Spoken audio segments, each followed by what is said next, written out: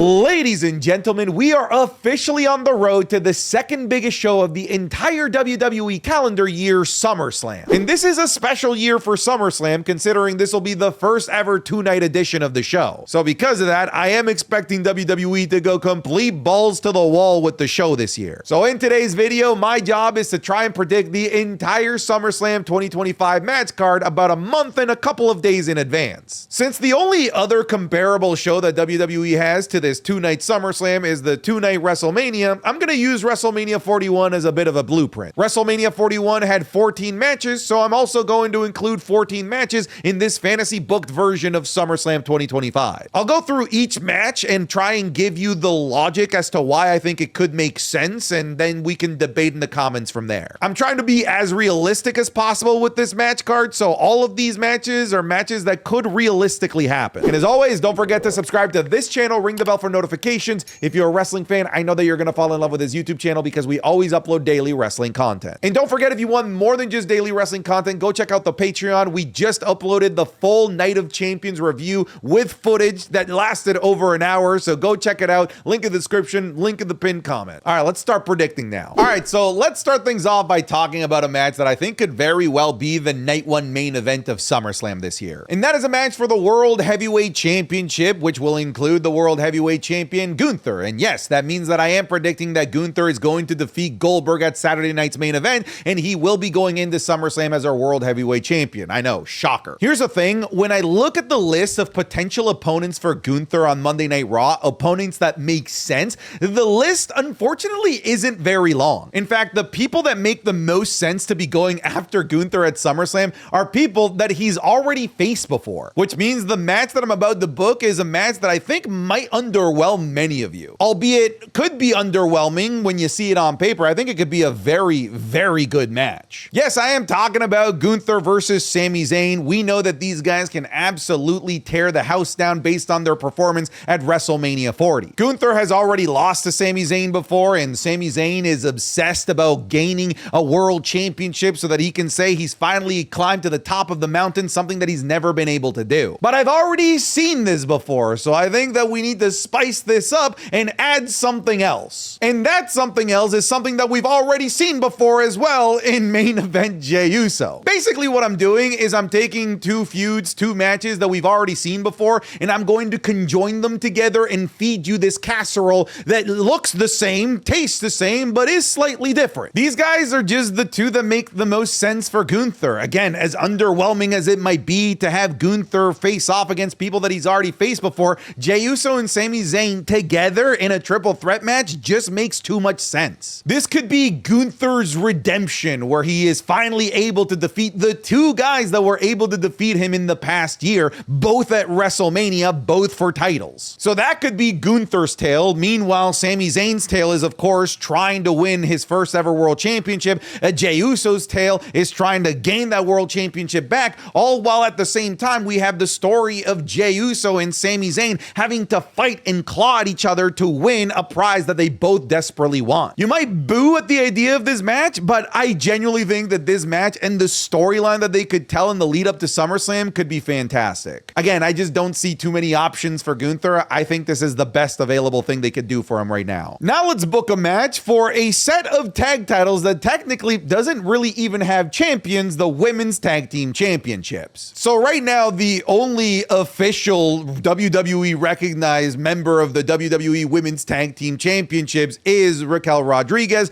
We have Liv Morgan, of course, but she's injured and she is going to be gone for several months. Likely won't be back until 2026, so SummerSlam is just not a possibility for her. So somehow between now and SummerSlam, I am predicting that Roxanne Perez will take the mantle and will be officially crowned as the other half of the Women's Tag Team Champions. I have Raquel and Roxanne Perez, the R&R connection? Sure. Going up against the team of Alexa Bliss and, of course, Charlotte Flair. You kind of saw this coming, right? The Women's Tag Team division is a fugazi. It's a fugazi. It doesn't actually exist. It is just a storyline device so that we can put women together that are doing nothing so that they have something to do. SummerSlam is way too big of a show, and I just don't think that they would leave off both Alexa Bliss and Charlotte Flair, and both of them right now have nothing really going on. I think it is maybe possible that Charlotte versus Alexa Bliss could happen at SummerSlam, but I think if anything, it might happen at Evolution, and maybe it ends in such a way where they gain respect for each other and they go for the women's tag titles. I don't know. It's a possibility. But I've seen this tale before where WWE just puts two women that are doing nothing, makes them a tag team, and then makes them go after the tag team titles, and they almost always win, by the way. So this is the match that I'm predicting. WWE Women's Tag Team Championship match. Raquel Rodriguez, Roxanne Perez taking on the newly formed team of Charlotte Flair and Alexa Bliss. And if I was predicting who was going to win, I bet Alexa Bliss and Charlotte Flair would win this. Now let's talk about a match for the WWE United States Championship. This still just doesn't feel right to see Solo Sikoa carrying around the United States Championship, because he is our brand new United States Champion after dethroning Jacob Fatu at Night of Champions. Here's the thing, I'm just not going to overthink this. I know that I could maybe book a faction warfare match with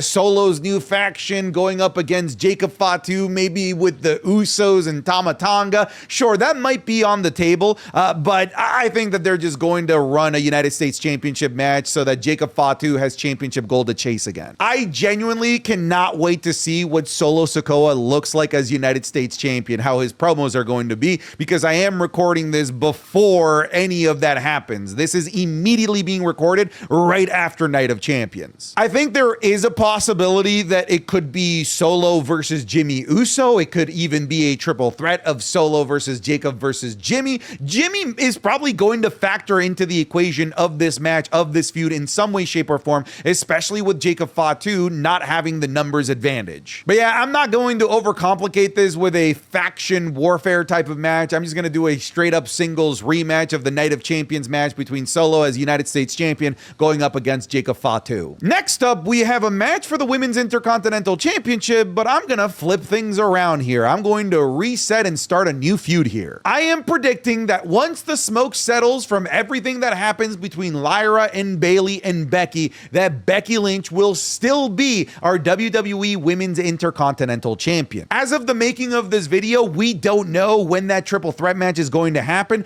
I am predicting that it's not going to happen at SummerSlam, that it is instead going to happen at Evolution. And at Evolution, I am predicting that Becky Lynch is going to retain and not continue the feud with either of those two as we go into SummerSlam, but instead start a new one. And I'm predicting that we go towards the path of Stephanie Vaquer. This is a dream match. Becky Lynch versus Stephanie Vaquer for the WWE Women's Intercontinental Championship. Look, we have Julia now as the Women's United States Champion, and it might be time to completely just reset the mid-card and give the two titles to two of WWE's biggest free agent acquisitions in the women's division, both Julia and Stephanie Vaquer, and let them run wild with those titles for a while. This is also a perfect star-making opportunity, and we've seen that Becky Lynch is very good at that. She significantly elevated Lyra Valkyria, and I think that she could significantly elevate Stephanie Vaquer in this position. As of the making of this video, there's absolutely nothing linking these two, because Becky Lynch is entirely busy with Bayley and Lyra Valkyria. Meanwhile, Stephanie Vaquer doesn't really have anything going on, so you can insert her into this feud with very little to no effort at all. Again, there is a possibility that they might run the triple threat between Becky, Bayley, and Lyra at SummerSlam.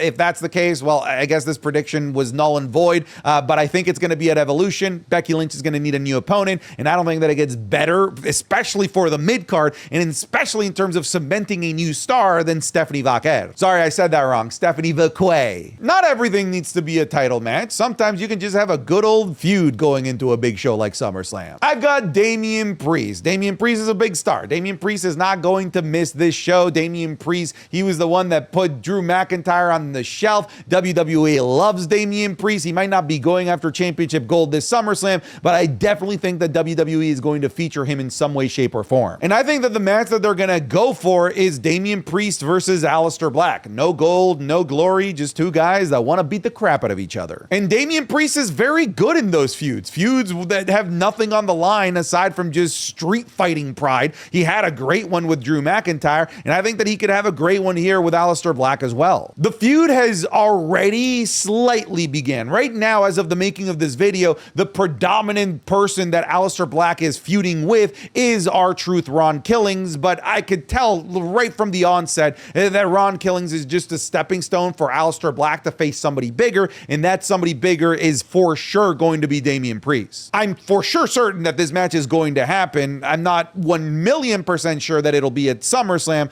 but again, I'm using the context that WWE loves to feature Damian Priest in big matches at big shows. So yeah, sure, give me Damian Priest versus Aleister Black. And I think this would be Aleister Black's PLE re-debut since coming back to the WWE, which would be pretty cool. And aside from it just being because these guys want to fight, it's possible that this match could set up who will be going after the WWE United States Championship in the future, especially if Solo Sikoa happens to retain at SummerSlam. But I actually like this. I like the idea of this. I know that these guys will put together a solid match. So yeah, give me Damian Priest, Aleister Black at SummerSlam. Damn!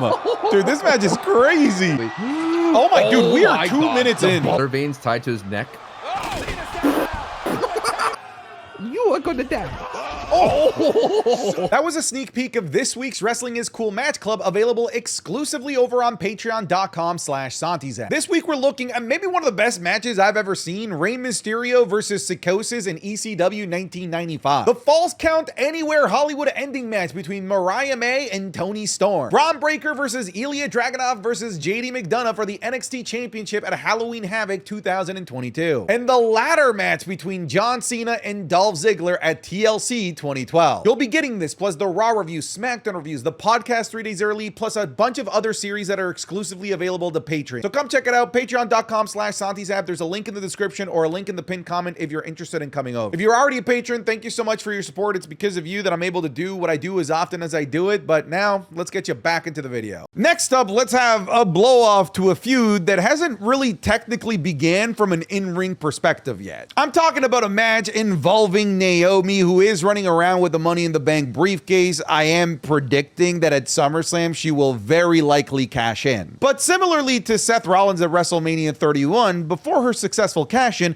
I think that she's gonna have a match that she'll probably lose, by the way. I am predicting that we are going to see Naomi taking on Bianca Belair, who will be back from her really annoying finger injury. I say annoying because finger injuries are notoriously annoying to try and come back from. WWE has yet to be able to pay off this part of the storyline. Yes, we've had the great promos between them leading into WrestleMania. We had a promo between them when Bianca Belair came back briefly for an episode of Friday Night SmackDown, but they've yet to actually have a match. And the second that Bianca Belair is free and cleared to come back to the WWE, this has to be her first feud. Like nothing else makes sense aside from running Naomi versus Bianca Belair. And if she's ready for SummerSlam, they should run this at SummerSlam. I personally wouldn't have anything on the line. Like I definitely wouldn't have Naomi put the Money in the Bank briefcase or anything on the line. Just a good old vanilla plain singles match is just fine. Or maybe you want to get a little bit hardcore. Maybe you turn this into a New Jersey street fight or something because the feud honestly kind of warrants it. But in some way, shape, or form, again, it all depends on that annoying finger injury. I think that we're going to be getting Naomi versus Bianca Belair. I'm going to stick with the women and I'm going to now do the match that's a clear continuation to the one that we just talked about. One of the two people that actually has a match that's properly confirmed for SummerSlam, at the very least, their participation in said match is confirmed, is Jade Cargill because she won the Queen of the Ring tournament. So there's no storyline that we really need to come up with here. It's just she gets this match and we know that it's going to be a match for the WWE Women's Championship. And yes, I am predicting that Tiffany Stratton will still be the WWE Women's Champion. I am assuming that she will likely have to defend this championship at some point between now and SummerSlam, most likely Evolution. We do also have to think about the ever-looming presence of Naomi because there is a slight possibility that Naomi might be the one going into SummerSlam as WWE Women's Champion. And let's face it, as much sense as Bianca Belair versus Naomi makes, Jade Cargill versus Naomi makes as much sense as well. The only difference is that I've already seen Naomi versus Jade Cargill at WrestleMania, so I'd rather see Naomi versus Bianca Belair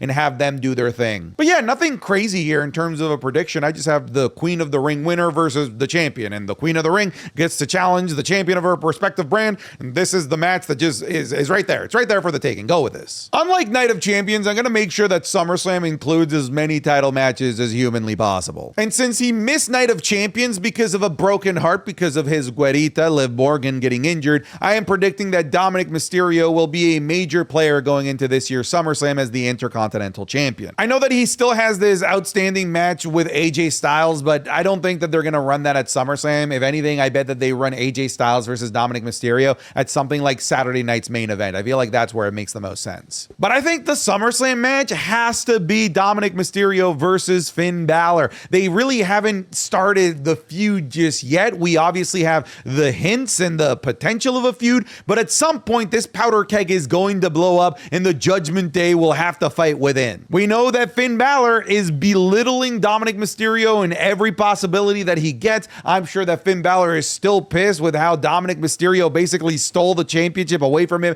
at WrestleMania 41.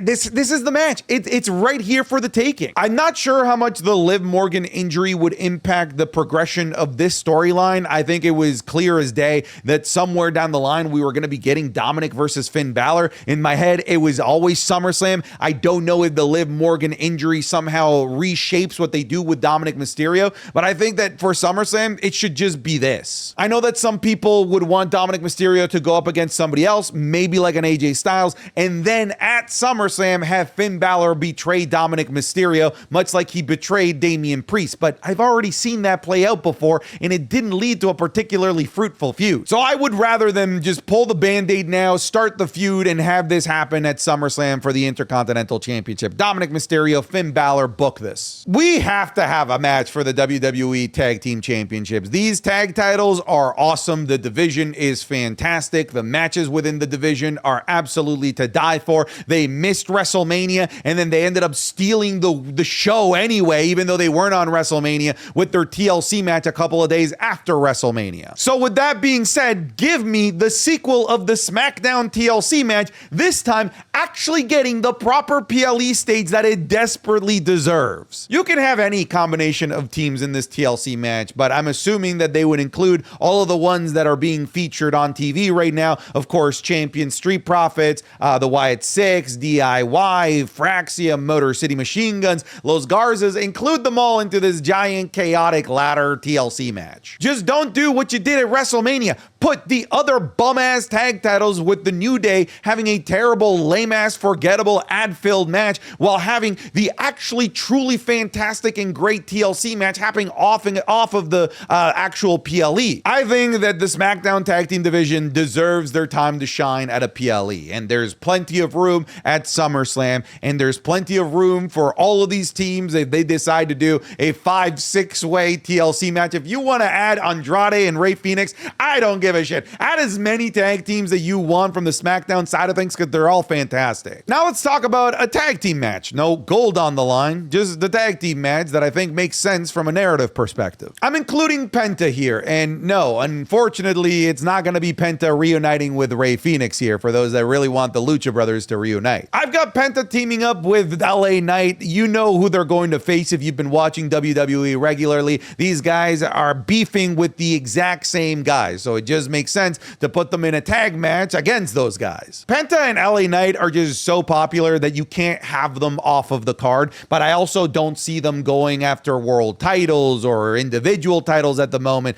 I think that they're just so busy right now with what's going on with B&B Security. So yes, I've got LA Knight versus Penta going up against Braun Breaker and Bronson Reed. These are two guys that you also cannot keep off of the SummerSlam card. If you keep these guys out of the SummerSlam card, you might as well just tell the world that they are just henchmen, lackeys. They're a bunch of minions that don't mean anything. And even though there's no gold on the line, I think the storyline that they're telling is intriguing enough. I mean, it was good enough to include Penta in the crazy Bloodline Rules style match that happened at Night of Champions. By the way, Sami Zayn coming out, that definitely should have been LA Knight. But I think that these two guys in Penta and LA Knight are going to continue to have their problems with Seth Rollins and the faction. I don't think that either of them are going to get Seth Rollins as their big prize at SummerSlam because I feel like somebody else is going to be getting Seth Rollins. I'm sure you can already guess who. So yeah, I like this. Penta and LA Knight going up against Bronson Reed and Braun Breaker. This next match, honestly, I had 13 matches and I just threw together a 14th match because I was like, sure, whatever, what the hell. I've got the New Day World Tag Team Champions, the champions of who cares because this division absolutely does not matter. But they somehow managed to weasel their way onto the WrestleMania 41 match card, even though we all kind of collectively agreed that nobody wanted to see a New New Day match at WrestleMania this year because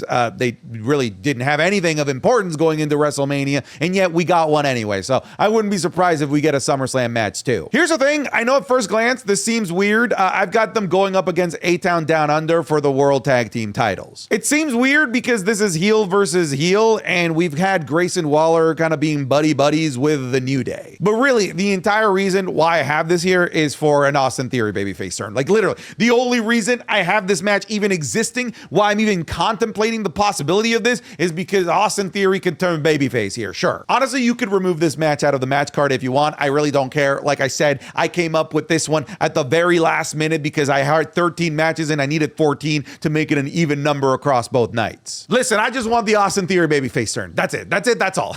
Next up, let's look at the WWE Women's World Championship. In WWE, it's time. You have to, right? You can't not book Io Sky. You can continue to ignore Io Sky all you want, but it's SummerSlam and it's 2 nights. You have to find room for Io Sky, for God's sake. Io Sky has been doing absolutely nothing. She's been a bench warmer for the WWE ever since WrestleMania 41. You'd think that she had such a stinker of a match and that she's not popular anymore, but it was the complete opposite. It was a match of the year contender, and she's as popular as she's ever been. So I don't know. I don't know why WWE won't use Io Sky, but SummerSlam has to be a place that they use her. Here's the thing. I could see it being Io Sky versus Asuka. However, I know that WWE loves giving these types of matches to somebody else. I think it's just going to be Io Sky versus Rhea Ripley. I'm sorry to disappoint everybody that wants it to be Io Sky versus Asuka or Io Sky versus Asuka versus Kairi Sane. But if you told me that I have to put like my entire life savings on it, I would probably just assume it's going to be Rhea Ripley because it's always Rhea Ripley. I feel like the Asuka and Io match could absolutely happen at SummerSlam, but if WWE had to choose between Io and Rhea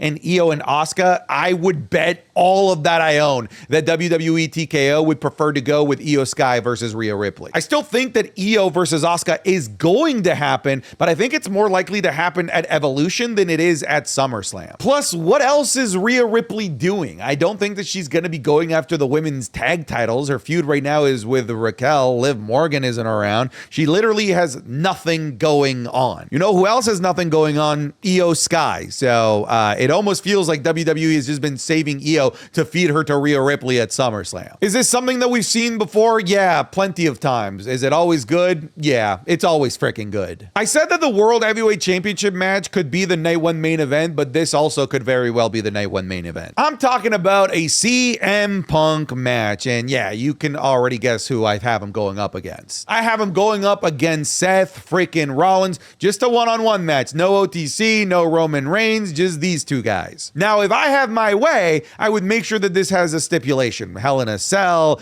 street fight, last man standing, Iron Man match, just anything. It just can't be another singles match. If I was predicting this like right after WrestleMania 41, I actually probably would have predicted Seth Rollins versus Roman Reigns, but I think that Roman Reigns isn't going to have a match at this year's SummerSlam. I could absolutely see him returning at SummerSlam and probably returning at this particular match to take up probably both of these guys. Let's not forget that all of these guys still have unfinished business based on how everything ended in the night one main event of WrestleMania 41. But the reason why I don't have Roman in a match is because, well, we only have a month left. Where could Roman come back? Could he come back at Saturday night's main event? Maybe, but then we only have like 2.5 weeks in between Saturday night's main event and SummerSlam. So I just don't think that we're going to get Roman Reigns returning between now and SummerSlam. So that's why I'm predicting that much like last year, he could just return at this year's SummerSlam as well. And based on how Night of Champions ended with Seth Rollins costing CM Punk the championship match against John Cena, it just makes sense that this is the match that WWE and TKO is going to do. And last but not least, what will definitely be closing SummerSlam, I have the match for the WWE Undisputed Championship. And yes, I am predicting that John Cena is going to be going into SummerSlam as our WWE Undisputed Champion. I don't think that's going to surprise anybody. The other thing that won't surprise anybody is that I've got John Cena versus Cody Rhodes. Much like Jade Cargill,